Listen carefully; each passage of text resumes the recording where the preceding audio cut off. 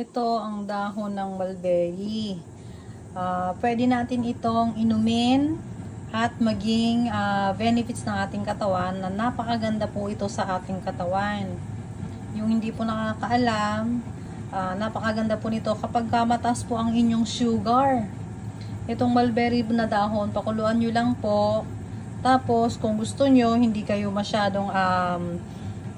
masyado siyang mainom, pwede nyo po lagyan, samahan ng kalamansi or ng luya, samahan nyo.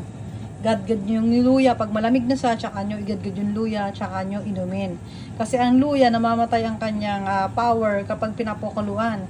Kailangan malamig siya na inyong kakainin. Yan po ang hindi na nakaalam ng iba. Hindi alam ng iba, no? Pero ganun po dapat ang pagka gusto mong gumaling yung lalamunan mo, yung tipong ganun, kailangan yung luya is okay siya, yung malamig siya, hindi mo siya kailangan pakuluan. Yun lang po. Pero pag turmeric naman ang gamit ninyo, pwede nyo pakuluan yun. Yun naman na yung turmeric is mas maganda pag napapakuluan kaysa dito sa sinasabi nilang white ginger. Ito. So, ganito lamang po yung luya na gagamitin nyo. Konti lang talaga siya. Sakto na yan sa pang isang baso kapag iinumin nyo na yung mulberry.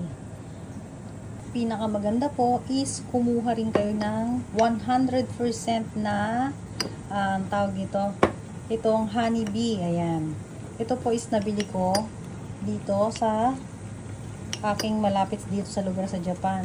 Ito po ay 100% dahil may kasama pa po siyang yung kanyang pinagbahayan. Ayan, meron pa siyang kasama. So, 1 spoon lang po niyan, ha. 1 spoon lang po ng honey. Ito is maganda sa lalamunan pag masakit ang inyong lalamunan. So, kaya ako gumagawa ngayon nito kasi masakit nga po yung aking lalamunan talaga.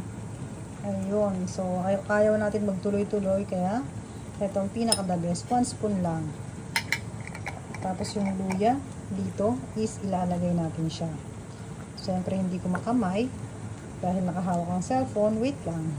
So, ito yung ating mulberry. Nakikita nyo medyo may pagka-green-green. So, para siya nagiging green tea. Ayan.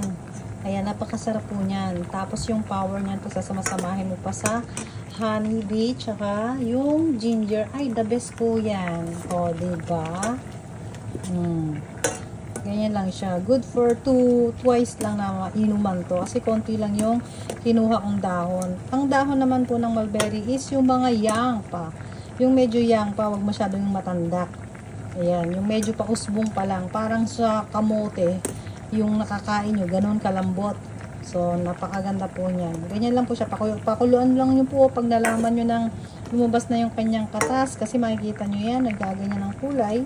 Pwede nyo na po siyang i-stop. Ayan. Then, palamigin nyo na lang po siya. Ito na nga guys, yung ginawa natin. Ang sarap guys. Late na akong i-video kasi excited akong inumin. Napakasarap pala ng mulberry, no?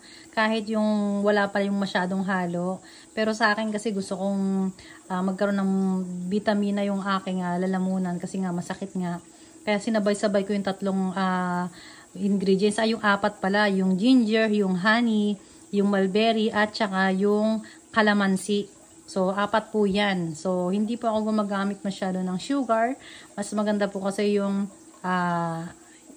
honeybee pagka yung sobrang masakit yung lalamunan mo is mabilis siyang gagaling. So, mula noon, ganito na talaga ako gumawa. Ganito na talaga ako kapag masakit na lalamunan ko. Pag wala namang mulberry, kasi hindi naman natin alam dati yon, ang ginagawa ko talaga is luya and kalamansi. Kung wala akong kalamansi dito, is ang ginagawa ko ay yung lemon. Pero dahil nga nakabili na ako ng 3 na kalamansi, is lagi na ako may kalamansi taon-taon.